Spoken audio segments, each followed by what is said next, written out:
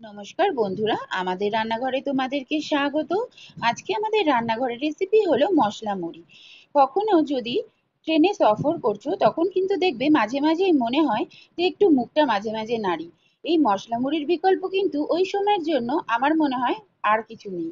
এক কাপ চায়ের সাথে এই মশলা মুড়িটা খেয়ে অবশ্যই দেখো। বাড়িতে ছোট বাচ্চা থেকে বড় মানুষ যতজন আছে সকলকারই কিন্তু খুবই প্রিয় হবে। অবশ্যই রেসিপিটা দেখে নাও কিভাবে বানিয়েছি। আর ভালো লাগলে একটা ছোট্ট করে কমেন্ট করে যেও যে কেমন লাগলো। আজকে তোমাদের একটা দুর্দান্ত স্বাদের মশলা মুড়ি করে দেখাবো। তার জন্য দেখো আমি এখানে এক বাটি মুড়ি নিয়ে নিয়েছি। মশলার জন্য নিয়েছি বিট লবণ পরিমাণ মতন, ঝাল লঙ্কার গুঁড়ো নিয়েছি, হলুদ গুঁড়ো, চাট মশলা, কাঁচা বাদাম, নারকেল কুচি নিয়েছি কয়েক টুকরো, একটু লম্বা করে ফালি করে নিয়েছি, কারি পাতা নিয়েছি কয়েকটা, কিশমিশ নিয়ে নিয়েছি 25-30টা মতন। সবার প্রথমেই কড়াই গরম করে 1 চা চামচ সর্ষের তেল দিয়ে নিয়েছি। তেলটা গরম হয়ে গেছে, কিশমিশগুলো দিয়ে প্রথমে আগে ভেজে তুলে নেব। কিশমিশটা ভাজা হয়ে গেছে, তুলে নিচ্ছি। ওই তেলের মধ্যেই আবার 1 টেবিল চামচ সর্ষের তেল দিয়ে দিলাম। কাঁচা বাদামগুলো তেলের মধ্যে একটু লাল লাল করে ভেজে নেব। এইভাবে কিন্তু অবশ্যই একদিন মশলা মুড়ি বাড়িতে ট্রাই করবে। সন্ধেবেলার জন্য কিন্তু আইডিয়াল একটা খাবার।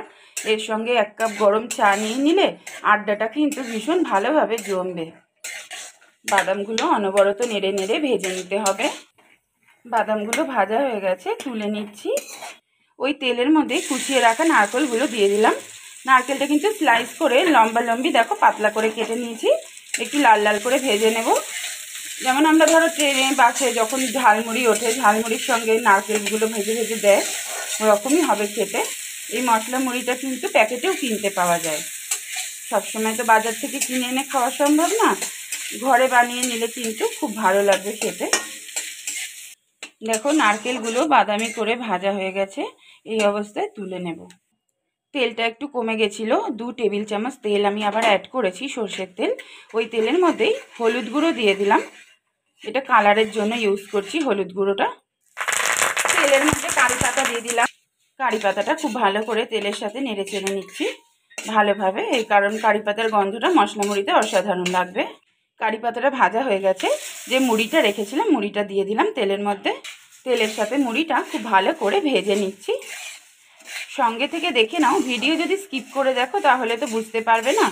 যারা যারা আমার ভিডিও দেখতে ভালোবাসো তাদেরকে একটাই রিকোয়েস্ট করব, অনেকেই কিন্তু ভিডিও স্কিপ করে দেখছো, তোমরা ফুল ওয়াচ করছো না।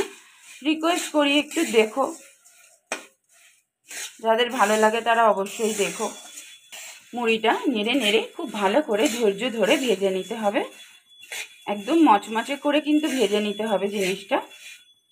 3 মিনিট মতন মুড়িটা কিন্তু ভেজে নিয়েছি, একদম মচমচে হয়ে গেছে।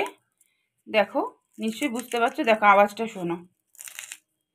ভেজে রাখা বাদামগুলো দিয়ে দিলাম মুড়ির মধ্যে, নারকেল কুচিগুলো দিয়ে দিলাম, কিশমিশ দিলাম। সব উপকরণ দিয়ে মুড়িটা ভালো করে মিশিয়ে নিতে হবে। ওই উপকরণগুলো যেহেতু ভাজাই ছিল আগে থেকেই, এবার মুড়ির সাথে শুধু মিলিয়ে নিলেই হয়ে যাবে। মুড়ির আন্দাজে পরিমাণ মতন বিট লবণ দিয়ে দিলাম। তোমরা যতটা নেবে মুড়ি সেই আন্দাজেই লবণটা দেবে, কম বেশিটা তো নিজের কাছে।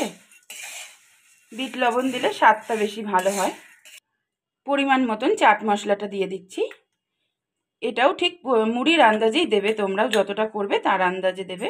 লঙ্কার গুঁড়ো দিয়ে দিচ্ছি ঝালের জন্য, তোমাদের যদি অসুবিধা হয় লঙ্কার গুঁড়ো দিতে তাহলে দেবে না। সব উপকরণ খুব ভালো করে মিশিয়ে নিয়ে আরও 2-3 মিনিট মতন নেড়ে নেব। মশলা মুড়ি আমার রেডি হয়ে গেছে। আজ তাহলে এই পর্যন্তই। খুব শিগগিরই আবার অন্য একটা ভিডিও নিয়ে তোমাদের সঙ্গে দেখা হচ্ছে। যারা যারা নতুন এসেছো আমার চ্যানেলে অবশ্যই সাবস্ক্রাইব করে দিও। আর পুরনো বন্ধু যারা আছো যেভাবে সাপোর্ট করছো করতে থাকো, আমিও আছি তোমাদের সঙ্গে। আমাদের রান্নাঘরে আজ এ পর্যন্তই। খুব শিগগিরই আবার অন্য একটা ভিডিও নিয়ে দেখা হচ্ছে।